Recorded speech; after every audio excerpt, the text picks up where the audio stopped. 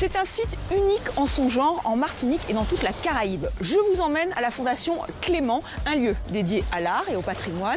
Il se trouve sur l'habitation Clément, une grosse propriété agricole toujours en activité. À ses débuts, il s'agissait de mettre en avant les artistes caribéens, antillais. Aujourd'hui, c'est un musée de l'art, un musée à part entière, le seul de l'île.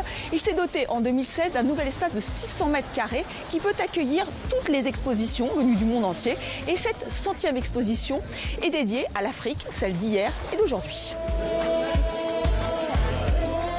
Ils viennent du Sénégal, du Burkina Faso, du Cameroun. Soli Cissé, Niaba Léon Ouedraogo et Barthélémy Togo découvrent l'exposition en avant-première.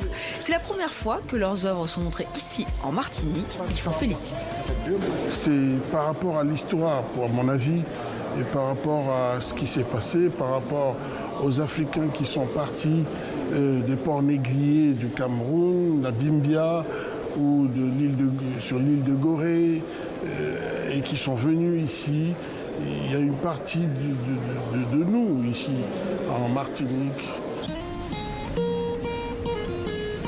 Cette histoire commune liée à l'esclavage, elle est parfois source d'inspiration. Ici, Toussaint Louverture, là, Jean-Baptiste Bellé, deux figures révolutionnaires, deux héros de la Caraïbe, réinterprétés par deux artistes africains, Ousmane Sow et Omar Victor Diop. Des œuvres contemporaines qui font écho aux pièces anciennes. Savoir d'où on vient, c'est la question posée dans cette exposition organisée par la Fondation Daper.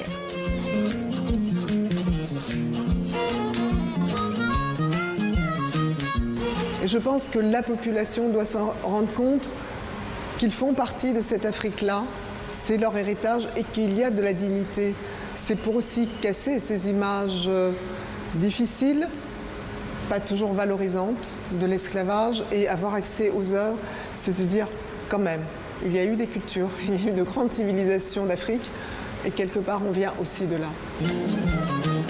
Ce rapport à l'Afrique, il a été pensé, conceptualisé par Césaire, Senghor, Damas, avec la négritude. Au XXe siècle, les artistes martiniquais célébraient une Afrique magnifiée.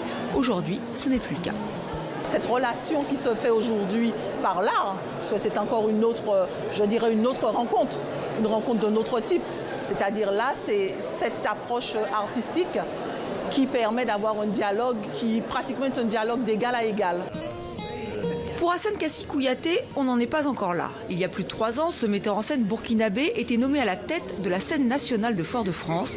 Il a été un peu surpris par l'image de l'Afrique dans les Caraïbes. Il y a une incompréhension, sinon une méconnaissance réelle de l'Afrique. Les Martiniquais et moi, on pense qu'on est frères, comme on le dit, mais cette fraternité, où elle se trouve réellement, c'est ça ma question. Et pour répondre, Hassan Kassi Kouyaté invite des compagnies africaines en Martinique et vice-versa. Il envoie aussi des artistes martiniquais de l'autre côté de l'océan pour que ce dialogue se poursuive.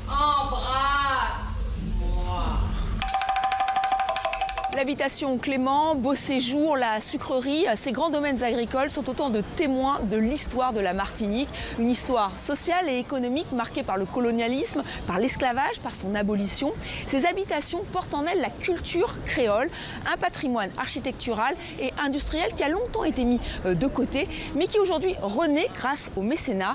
Si les maisons de maîtres ont repris de leur splendeur et sont encore assez nombreuses sur l'île, les cases créoles, elles, se font de plus en plus rares. Cela fait maintenant des années qu'il immortalise le patrimoine des Antilles. La première fois qu'il a photographié la sucrerie, c'était en 1995. Voilà, ben la voilà. La voilà sur sa position dominante. Elle n'était pas comme ça, elle tombait déjà, elle tombait un peu en ruine. Hein. Jean-Luc de la Garrigue est un béquet. Il descend d'une famille d'esclavagistes. Il a grandi dans une maison comme celle-ci. Des demeures qui ont bien failli disparaître. Il faut bien comprendre qu'à la Martinique, aussi bien qu'en Guadeloupe, l'histoire était taboue. Ce sont des îles qui ont vécu, des îles françaises, mais qui ont vécu sur une chape de plomb où l'histoire était honteuse et donc pas enseignée.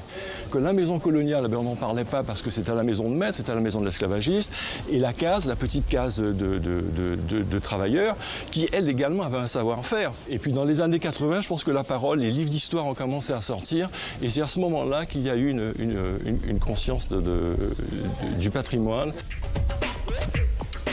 Trop tard pour les maisons d'esclaves, trop fragiles, elles ont disparu et il a fallu des initiatives privées pour restaurer des habitations comme la sucrerie.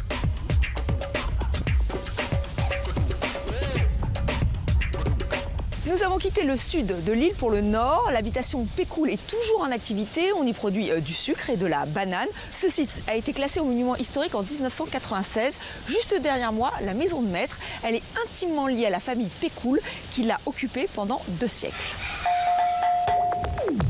Ces habitations portent aussi évidemment la mémoire de l'esclavage, puisque ces habitations fonctionnent avec des esclaves et comme toute la Martinique, tout ce qui a été construit avant 1848 a été construit par des esclaves.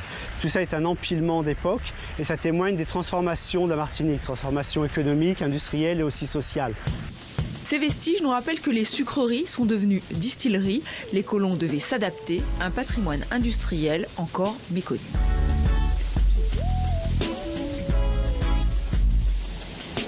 Ces habitations sont des propriétés privées, mais l'habitation Clément, elle, est ouverte au public. 150 000 personnes ont pu la visiter l'année dernière. Si vous voulez espérer voir les autres, eh bien, il faut venir pour les Journées européennes du patrimoine.